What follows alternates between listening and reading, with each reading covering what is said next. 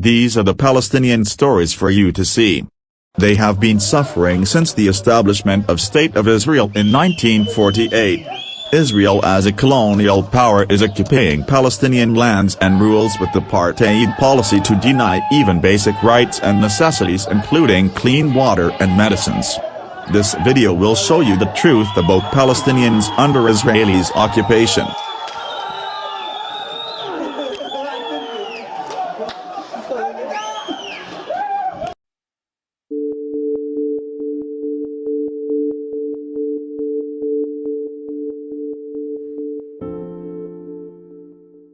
There once was a land called Palestine where Christians, Muslims and Jews lived fine. In the 1800s it was ruled by the Ottoman Empire. Meanwhile a bearded guy founded Zionists for Jews to aspire, a land that becomes their home and safe only for their kind. Then there was World War I that ended when the Allies won, and England was like, hey, this beautiful land is totally mine. Still the name was Palestine, even though it was colonized, and a promise for a Zionist state was made by a man that had no right. Then more and more Jews arrived seeking refuge, and that's alright until their plan to steal the land was no longer to hide. The year was 1948 when Israel bullied its way into a state. Thousands of Palestinians fled their homes to survive. No right for return, no right for a home, no right to fight for the land that they owned. Israel expanded more and more into an apartheid. Where is your humanity? Where is your respect for dignity? Call it conflict, that's insanity. It's time to change your mind. One day Palestine will be free, so be on the right side of history. You're not anti-Semitic if you stand against war crimes. Don't be brainwashed by the news. Now you can see for yourself the truth. Learn about the story of Palestine. أنا بحيي البستان، بيعني لي الأمان، بيعني لي كل شيء بحياتي، بيعني لي حلمي اللي أنا حلمته، بيعني لي مستقبلي. للأسف اليهود بدها تهده عشان يصير حدائق دوراتية لأولادهم، بالوقت اللي يشردوا أولادي فيه من البيت للشارع. يعني الأمان راح أفتقده، كل شيء راح أفتقده بحياتي أنا وعائلتي، ونصفي بالشارع بسبب سلطات الاحتلال الإسرائيلي اللي بدها تهد بيتي وتسوي بداله حدائق دوراتية. هديت غرفة فوق غصبا عني اللي هي غرفة أولادي مع الحمام، وبدل ما يدفعوني 70,000 شيكل. فأنا بيتي هون صغير بس أنا عايشة فيه ومبسوطة. لا يحق لهم، لأنه أنا صاحبة حق وصاحبة هذا البيت، فإلي الشرعية في هذا البيت وأنا لازم أسكنه مش غيري.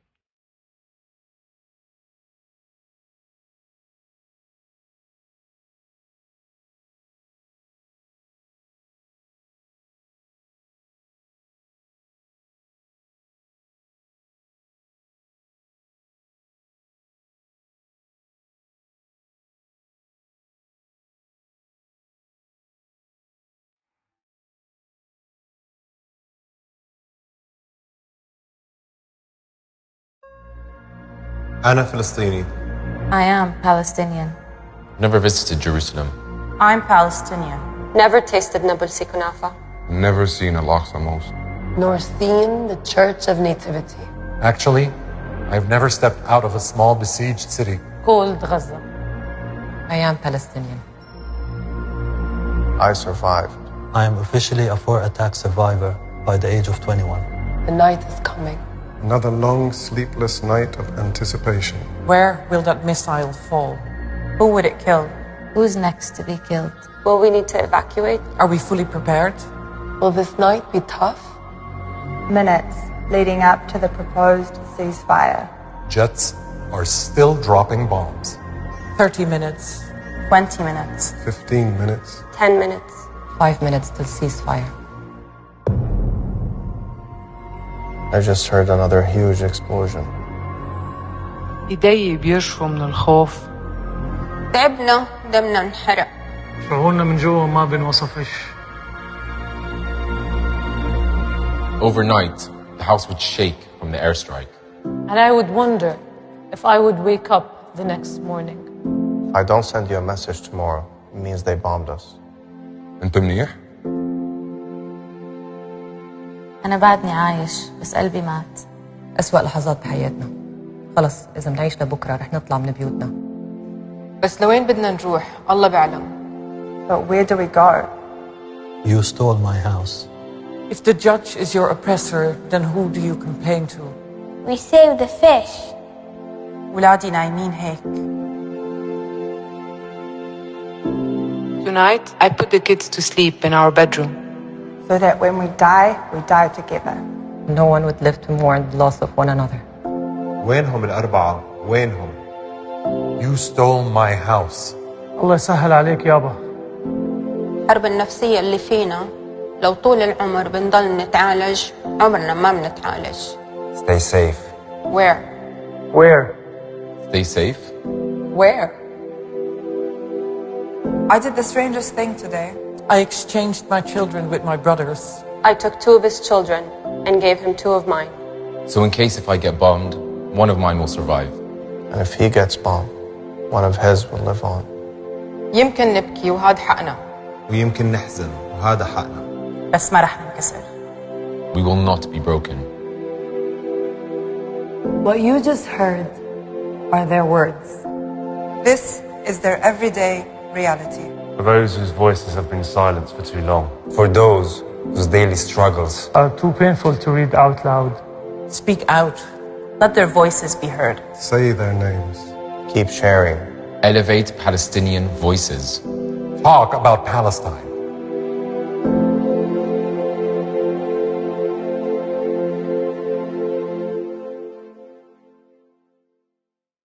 Assalamu alaikum guys.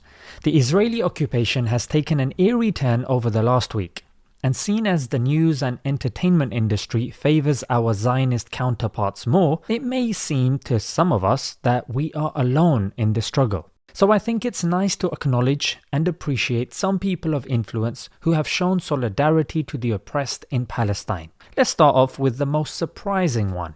Dua Lipa, which I don't think I'd be wrong if I say she is one of the biggest US female singers at this moment in time. So not only did she post Save Sheikh Jarrah, Palestine, but she posted a few videos on her story too. Let's move on to supermodel sisters Gigi and Bella Hadid. So Gigi Hadid posts a very surprising message and goes, "One cannot advocate for racial equality, LGBT and women's rights, condemn corrupt and abusive regimes and other injustices, yet choose to ignore the Palestinian oppression. It does not add up. You cannot pick and choose whose human rights matter more." Wow, I have to say this was definitely one of the most powerful messages I've seen, and very gutsy from her as well. Hope she doesn't get in trouble for it. For those of you that don't know, she is the wife of Zayn Malik. Her sister Bella Hadid goes, "Future generations will look back in disbelief and wonder how we allowed the Palestinian suffering to continue for so long.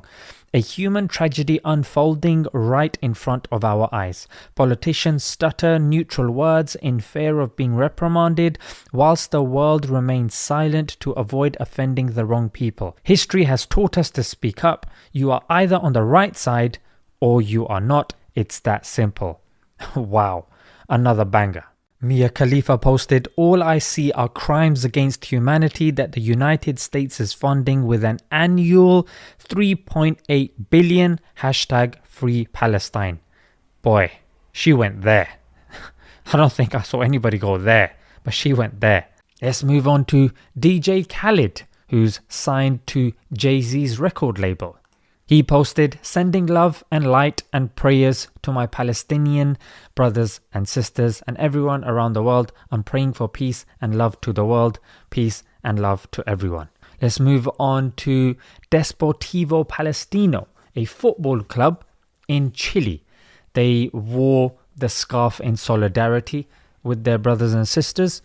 Those of you that know, outside of Palestine, Chile has the most Palestinian population. Let's move on to Faye Khadra, a musician and model. His thing was quite clear. It's not clashes, scuffles and both sides. It's colonialism, apartheid, state-sanctioned violence. The global warming activist Greta Thunberg, devastating to follow the developments in Jerusalem and Gaza. #Save Sheikh Jarrah. She did get in a lot of trouble for that, so she had to do another post in which she said, "To be crystal clear, I am not against Israel or Palestine. Needless to say, I'm against any form of violence or oppression from anyone or any part, and again, it is devastating to follow the developments in Israel and Palestine." Which is quite surprising because she's quite hard-hitting when it comes to global warming. This is all wrong. How dare you? It's a shame that she's not as hard-hitting against human warming under bombs and the likes. Okay, let's move on to Mark Ruffalo, who played Hulk in The Avengers. He's been quite vocal in the Palestinian cause before as well. He posted, 1,500 Palestinians face expulsion in Jerusalem. 200 protesters have been injured. 9 children have been killed. Sanctions on South Africa helped free its black people. It's time for sanctions on Israel to free Palestinians. Join the call, #Sheikh Jarrah. Wow. Straight to the point and also giving and supporting a strong solution as well. Yeah, he's not playing about. Yeah, you can tell he's the right guy to play the Hulk. Then we move on to the greatest athlete in MMA, Khabib Nurmagomedov. Firstly, he posted a chilling Quran ayah, and then of course his clear support for Palestine. Then we move on to Malala. Malala is the one who survived the attacks of the Taliban and then was subsequently used by the US government for their propaganda. She posted a neutral message. The violence in Jerusalem, especially against children, is unbearable. This long conflict has cost many children their lives and their futures. Leaders must act immediately. There is no peace when children and civilians are not safe. Now, social media was not happy with this, so they edited it for her. The terrorism in Jerusalem against Muslims is unbearable. This long oppression has cost many Muslims their lives and their futures. Leaders must act immediately. There is no peace when innocent civilians are not safe. Let's move on to Liverpool's Mohamed Salah.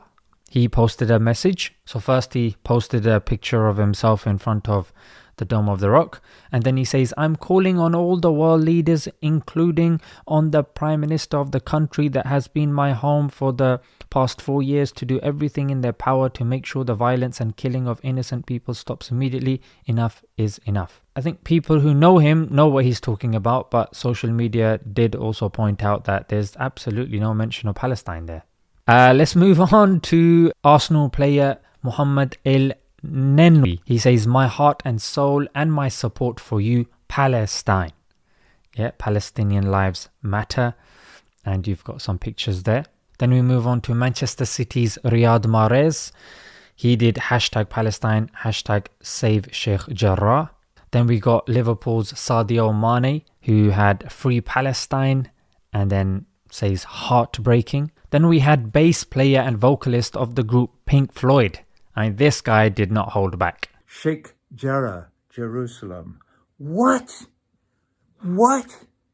And Biden is still going, "Oh, I support Israel in anything to..." Oh, what? You support them in this genocidal removal of people from their homes? How would you like it, Joe Biden? You're sitting at home. There, that's your home. It's where your family have lived for hundreds of years. And some arsehole comes along and goes, "Oi, that's ours.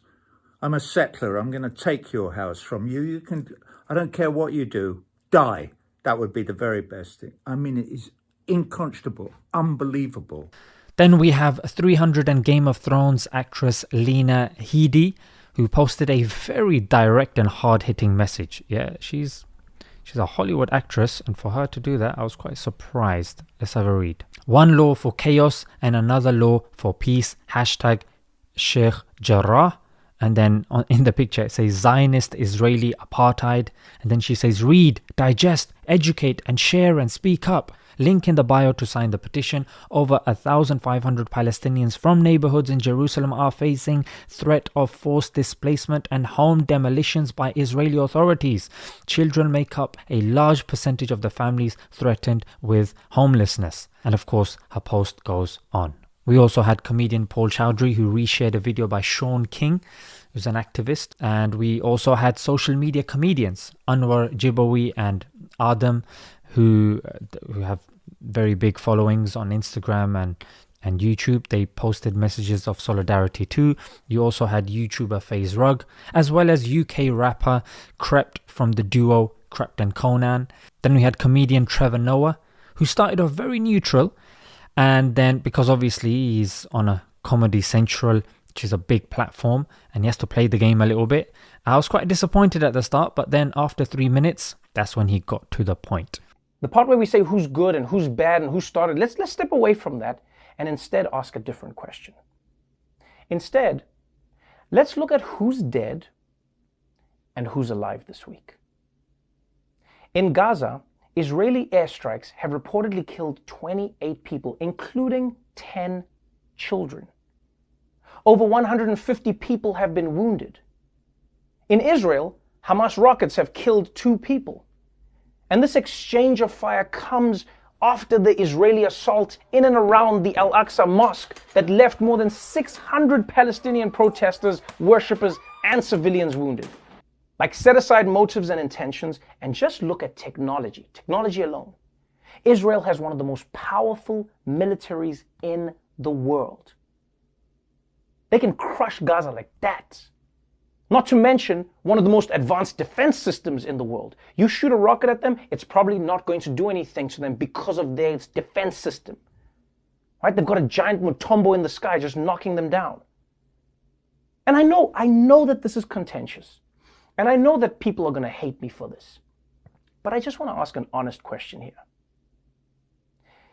If you are in a fight where the other person cannot beat you, how hard should you retaliate when they try to hurt you?